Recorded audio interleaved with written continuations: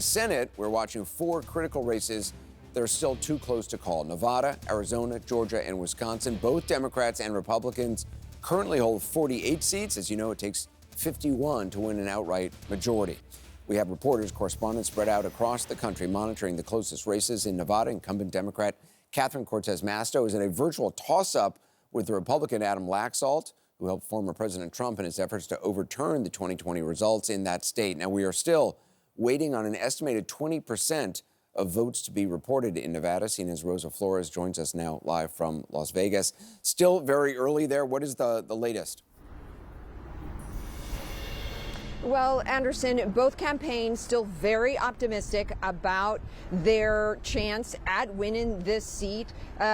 As you mentioned, the incumbent senator, Catherine Cortez Masto, an endangered Democrat, probably one of the most endangered Democrats in the Senate. Her challenger, Adam Laxalt, they were both campaigning to the very last second yesterday, and then they were even tweeting out, asking their supporters to get in line, to make sure that they were in line at 7 p.m. Pacific, to make sure that their vote counted. Both of them very optimistic, giving this speech, both saying that they could win, both feeling confident about winning. Take a listen. Our positive energy got us to where we are today, and we are going to make sure that positive energy continues to flow this week.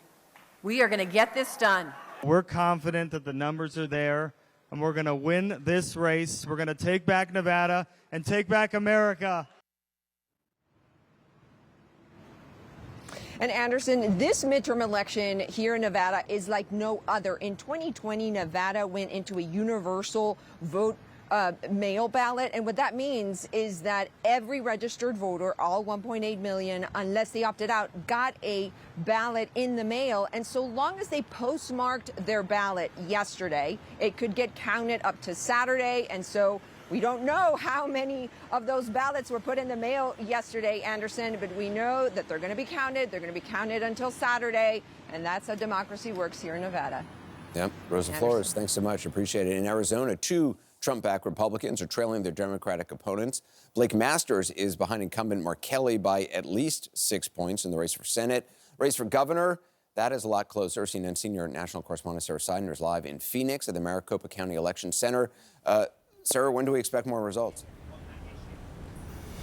Look, they have approximately 300,000 votes left to be counted, and this process takes a long time because here in Arizona they're verifying every single signature, and we are just told by the Maricopa County Elections Tabulation Center that they are about to start that verification process yet again. They have been, up all night trying to count all of these ballots that have come in. A lot of this state and a lot of this county, which is the most populous county, votes by mail or votes early. And so a lot of the count has happened. About 60 to 70% of the count has already happened, but they do have about 30% to go. And that includes about those 300,000 ballots. Many of those were mailed in, but they received them by Tuesday. So that is what's happening just in the building behind me. They are starting that verification process, and we'll know more very, very, very soon. I do want to mention that, you talked about the candidates that are up for election, and 3 of the candidates in these really big races, Secretary of State, the governor's race, and the Senate race. 3 of the Republicans in those races are election deniers, and so people are really watching this race, and 2 of them backed by President Trump. People are really watching this to see what is going to happen with the Republican Party, and if Donald Trump had any kind of influence, whether good or bad. The Republicans are looking at this and saying if they see that the majority of independents, and that is the majority of voters here, if they see that this goes to the Democrats, they will know that the independents made a decision and decided to go Democrat. But we have to wait and see what the count is. Anderson? Yeah, we'll be watching closely. Sarah Seidner, appreciate it. The contentious Senate race in Georgia could very well be headed for a runoff. Incumbent Raphael Warnock, who flipped his seat blue for the first time in 15 years, is leading Trump-backed former football star Herschel Walker, but by the thinnest of margins right now. CNN Chief National Affairs Correspondent Jeff Zeleny is live for us in Marietta, Georgia. The governor's race was called for the incumbent Brian Kemp. What's the latest on the Senate race? Well, Anderson, to understand the difference here between that governor's race and the Senate race is really essential because Governor Brian Kemp, as you said, won pretty easily, at least by today's standards, over Democrat Stacey Abrams. But Herschel Walker underperformed really across the state, but particularly in the suburbs, like here in Cobb County, just north of Atlanta and other suburbs. So the state of play this morning is both campaigns are preparing for a runoff. That has not officially been called yet by the Secretary of State's office, but election officials, of course, have been bracing for this and preparing for this runoff, which would be December 6th. So, there's no question that 18,000 votes separate Raphael Warnock and Herschel Walker. But last night, actually early this morning, as they addressed their supporters, they asked for just a little more time and patience. Take a listen. But whether it's later tonight or tomorrow or 4 weeks from now, we will hear from the people of Georgia. If you can hang in there a little bit longer, just hang in there a little bit longer, because something good, it takes a while for it to get better. And it's going to get better.